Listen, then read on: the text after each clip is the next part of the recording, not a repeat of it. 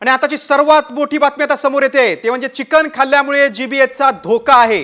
Poultry form मधून आता घेतलेल्या नमुन्यांमधून ही बाब समोर आली आहे। कमी शिजवलेल्या मांसामधून जीबीएस होतोय अशी बाब समोर आली आहे। चिकनमुळे जीबीएस होत असल्याचं उघड झालं असं खुद्द उपमुख्यमंत्री अजित पवार यांनी म्हटलेलं आहे। बघा, राज्यात जीबीएसच्या रुग्णांची संख्या वाढते आणि दुसरीकडे आता सरकारने हे महत्त्वाची माहिती दिलेली आहे।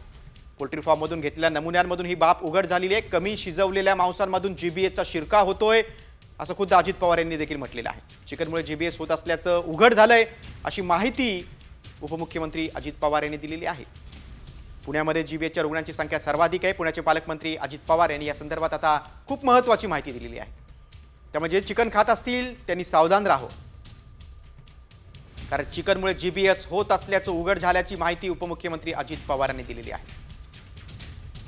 एकीकडे जीबीएसच्या रुग्णांची वाढती संख्या, त्यामुळे आरोग्य यंत्रणा सतर्क झालेली आहे। आपण थेट जाऊया, आमचे पुण्याचे प्रतिनिधी नितीन पाटणकर आपल्यासोबत फोनद्वारे जोडले गेलेले आहेत। नितीन, एक तर पुण्यामध्ये रुग्णांची संख्या वाढतीच आहे जीबीएसच्या, मात्र आता अजित पवारांचं हे जे वक्तव्य आहे, ही जी माहिती आहे, ही अनेकांच्या चिंतेत भर पाडणारी आहे, कारण घरोघरी चिकन खाल्लं जातंय।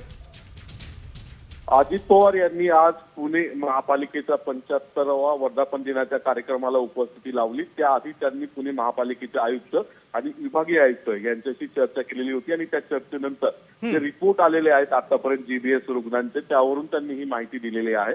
त्यांचं म्हणणं आहे की दूषित पाणी किंवा पाण्यामुळे हा जीबीएस झालेला नाहीये, तर चिकन जे आहे, प्रामुख्याने चिकन खाल्ल्यानं जे कच्चं शिजवलेलं चिकन आहे आणि मांस आहे, त्यामुळे हा जीबीएस झाल्याचं अजित पवार यांनी म्हटलेलं आहे। आणि त्याला डॉक्टरांच्या रिपोर्टचा किंवा शास्त्रीय आधार असल्याचं देखील त्यांनी म्हटलेलं आहे। मात्र असं असलं तरी याचा अर्थ असा घेऊ नका की लगेचच त्या परिसरातील चिकनची दुकानं असतील, पोल्ट्री फार्म असतील, ती बंद करायची किंवा चिकन मारायच्या असं काही नक्कीच नितीन, मात्र या उपमुख्यमंत्र्यांच्या अजित पवारांच्या या माहितीमुळे मात्र आता नागरिकांनी सतर्क राहणं गरजेचं आहे। तुम्ही सविस्तर माहिती दिलीत त्याबद्दल धन्यवाद।